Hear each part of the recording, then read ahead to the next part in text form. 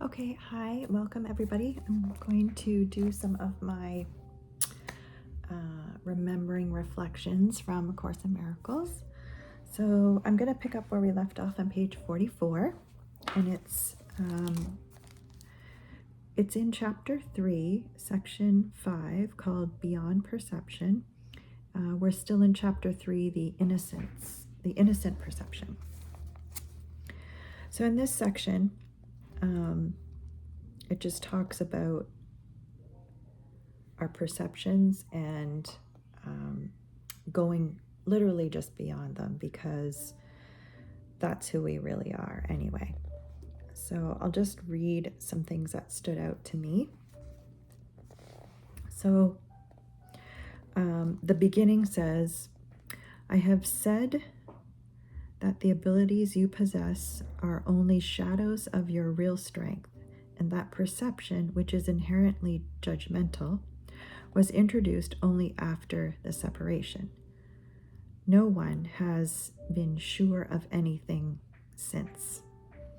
So I find that really interesting, that there was no need for perception before we separated. And so when we came here in our bodies, we started seeing each other's bodies as different from ours. And then this sort of started the whole perception and beliefs and judgment and all that stuff that's like ego related, because when we came here we got ego bodies, and when we remember our oneness, or we're returned to oneness with God, we remember that we're all one and we're all the same, and there is no need for perception. So another part that I liked is paragraph 3, where starts at sentence 3. It says, knowledge is always stable, and it is quite evident that you are not. Nevertheless, you are perfectly stable as God created you. In this sense, when your behavior is unstable, you are disagreeing with God's idea of your creation. So I thought this was really interesting, because when it talks about knowledge, it's the knowledge of our oneness, and when we're in oneness, we're perfectly stable, and we have all the knowledge that we need. But because we're how God created us, but when we're using our perceptions, our behavior is incredibly unstable, and we're not following God's love. And so it says here, you can do this if you choose, but you would hardly want to do it if you were in your right mind. And our right mind is just being at one with God. So again, this is just about, choosing which mind you want to perceive the world from. Do you want to perceive it from the mind of the ego, or the mind of God or love or creator, whoever you choose to call it, higher power. The other thing I had highlighted in here in the next paragraph 4 was, it says, the fundamental question you continually ask yourself cannot properly be directed to yourself at all. You keep asking, what is it you are? Like what am I, or whatever. And it says here, this implies that the answer is not only one you know, but is also one that is up to you to supply. So again, we're like making our judgments and trying to come up with ideas or whatever. It's just, so the Course is just trying to make you remember. We're just remember. You don't have to come up with an idea or some concept. We just have to remember who we are. So it says, yet you cannot perceive yourself correctly. You have no image to be perceived. The word image is always perception related and not a part of knowledge. So it sort of goes on to say, like, we give images and meaning and symbols, and we make up all the stuff. So we've made up everything in this whole world. And that's not, like, just because we made it up doesn't mean it's truth. And so it says here in paragraph 5, knowing is not open to interpretation. So once we're at one with God, there's no need to know anything else. There's nothing to interpret. There's nothing to go, oh, I wonder what that could mean. because it only means one thing, which is love. So it says here, you try to interpret meaning, but this is always open to error because it refers to the perception of meaning. So basically, like, because we use our five senses and our eyes and our nose to smell and our ears and all of these senses we have, we give meaning to everything that we see, taste, touch, smell, whatever. And so it's never going to be like 100% correct or whatever, because we're filtering it through our ego minds, and we're giving it a meaning. Like, smell a flower, and you could be really, you could be one of the people that, oh my gosh, I just love that smell of that flower, and other people are like, oh my god, that stinks so bad. Something like that. So it says, such incongruities are the result of attempts to regard yourself as separated and unseparated at the same time. So this is talking about our split minds. So sometimes, you can feel like at one with someone in oneness, and then at the same time feel like this conflicted feeling of like, I feel so alone, or I'm depressed. And that's what it's saying. We've come here in these bodies, and we have this split mind. We have this ego on one hand, and then we have this love mind on the other. And so, we get here, we get to choose, which mind do you want to choose? And he's not saying it's wrong or right, just one will make you feel better than the other. And you can't be both at the same time. So if you're not feeling happy, love, joy, all of those things, then you've chosen the mind of separation and not the mind of oneness.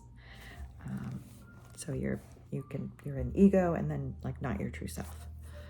I underlined also the section in paragraph 6 where it says, prayer is a way of asking for something. It is the medium of miracles, but the only meaningful prayer is for forgiveness, because those who have been forgiven have everything. Once forgiveness has been accepted, prayer in the usual sense becomes utterly meaningless. The prayer for forgiveness is nothing more than a request that you may be able to recognize what you already have. So, a lot of people think that prayer is like, I'm asking, for help or be saved, or like, praying for miracle, give me something. And really they're saying the only prayer that you but like the only prayer that the only thing in your prayer that you should be asking for is forgiveness. And the reason for that is because we come here, again, we're in our bodies, we're in our ego minds, we're thinking all these ego thoughts. We don't feel good about ourselves or what's happening. And so then you have to pray or ask to see it differently. And that's what forgiveness isn't like, I forgive that person for what they did, or forgive me for what I've done. It's this type of forgiveness is just like being gentle with yourself as a type of correction for your ego thinking, your misdirected thinking. That's it. You're just praying for like you're correct. You just need to be corrected. And that's why we have forgiveness. That we forgot who we really were. And so that's the only real prayer. And then once you remember who you are, and that you're all loving, and that's your state, all the time, what you naturally are, then you don't need prayer and forgiveness anymore. I don't even know if I'm saying this right, but paragraph 7 is, I highlighted the statement where he says, God created man in his own image, and likeness needs reinterpretation. Image can be understood as thought, and likeness as of a like quality. So he's not saying like God created us to look just like him, and so we have these bodies and everything, because he's just saying that we were created with a thought in mind, and his thought was love, and we were created from love. God did create spirit in his own thought and of a quality like to his own. There is nothing else. Perception, on the other hand, is impossible without a belief in more or less. So this is saying, when we're in our image of God, when we're in our oneness and our right mind and our true selves and our loving side, we don't need perception because we're all the same. And that perception will always be seeing like differences in others and ourselves. So they'll be more than this, or they're better than that, or I'm less than this person, and things like that. So the other thing I wanted to move on to before this gets like super long, I liked the part in paragraph 9 where it says forgiveness is the healing of the perception of separation. So that basically said what I was trying to say before about why we have to, why we use forgiveness. And it's just a healing tool as a way of forgiving that we forgot, forgiving ourselves and others because we or they, that person, also forgot who they really are. They started seeing themselves or that person as separate from them. So then it says, I also liked this one part in paragraph 10 on page 46 where it says, communion, not prayer, is the natural state of those who know. And so communion in this sense, I take it to mean oneness. So it's not that, it says not prayer, communion. So like oneness, not prayer, is the natural state of those who know. So again, it's just talking about you don't pray for oneness because it's already in you. So you don't have to ask for it. You're already one. You just didn't remember because you were in your ego mind.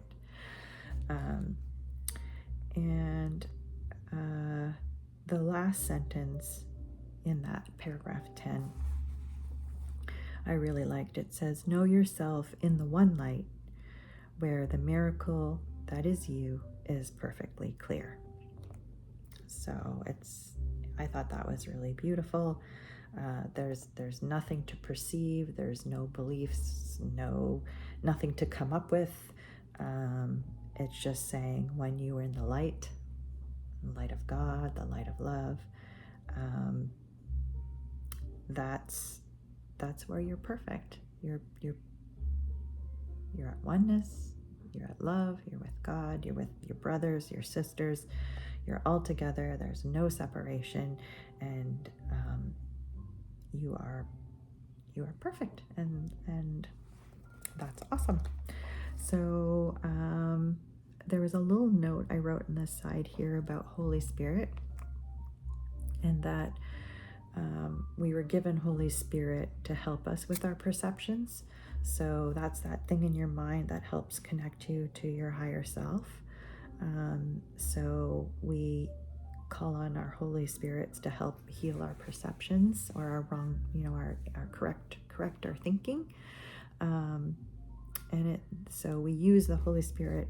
The Holy Spirit, uses perception as like a learning tool. So here in our bodies, we can use things to help us remember the oneness.